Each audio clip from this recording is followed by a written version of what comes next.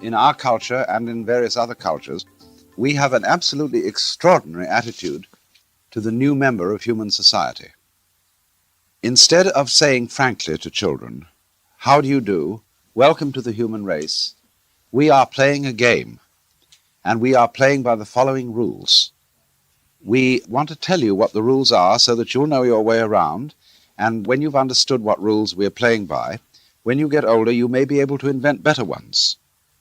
But instead of that, we still retain an attitude to the child that he is on probation.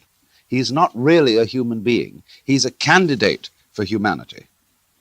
And therefore, to preserve the role of parent or to preserve the role of teacher, you have to do what they do in the Arthur Murray School of Dancing, which is that they string you out. They don't tell you all the story about dancing, because if they tell you, you'll learn in a few weeks and go away. And you'll know it, but instead they want to keep you on. And in just this way, we have a whole system of preparation of the child for life, which always is preparation and never actually gets there. In other words, we have a system of schooling which starts with grades. And we get this little creature into the thing with a kind of, "Come on, kitty, kitty, kitty," and we get it always preparing for something that's going to happen. So you go into nursery school as preparation for kindergarten. You go to kindergarten as preparation for first grade. And then you go up the grades till you get to high school. And then comes a time when maybe if we can get you fascinated enough with the system, you go to college. And then when you go to college, if you're smart, you get into graduate school and stay a perpetual student and go back to be a professor and just go round and round in the system. But in the ordinary way, they don't encourage quite that. They want you after graduate school or after graduation, commencement as it's called, beginning, to get out into the world with a capital W. And so you've been trained for this and now you've arrived. But when you get out into the world at your first sales meeting, they've got the same thing going again, because they want you to make that quota. And if you do make it, they give you a higher quota. And come along about 45 years of age, maybe you're vice president. And you suddenly it dawns on you that you've arrived, with a certain sense of having been cheated, because life feels the same as it always felt. And you are conditioned to be in desperate need of a future. So the final goal that this culture prepares for us is called retirement, when you will be a senior citizen and you will have the wealth and the leisure to do what you've always wanted, but you will at the same time have impotence and false teeth and no energy. So the whole thing from beginning to end is a hoax.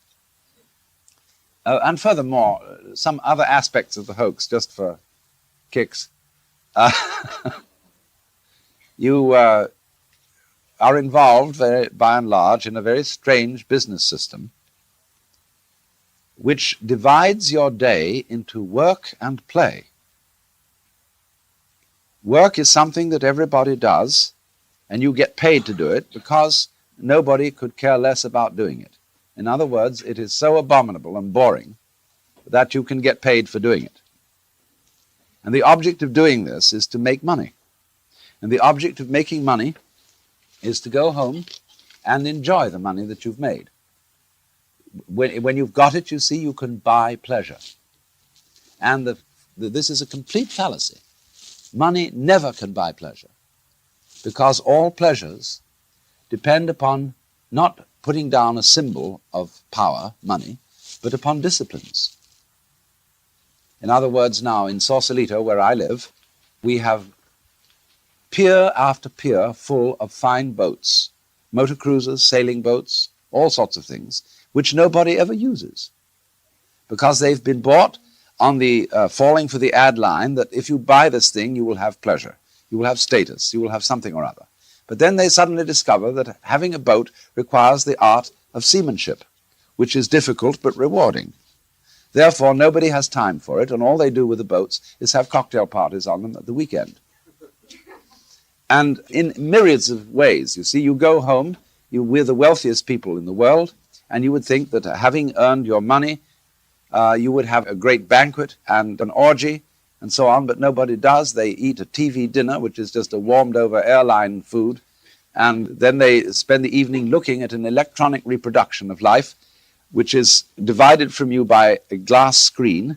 You can't touch it, you can't smell it, and you have a strange feeling, you see, that the whole procession of grades that was leading to something in the future, to that goody, that gorgeous, voluptuous goody that was lying at the end of the line, it never quite turns up.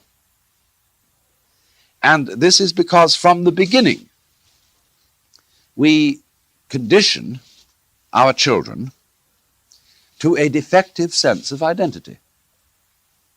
And this, I think, is the most important feature in the whole thing, that a child grows into our culture, and this is not only Western culture, it's equally true in Japan, an area which I can speak with some first-hand knowledge. We condition the child in a way that sets the child a life problem which is insoluble, and therefore attended by constant frustration.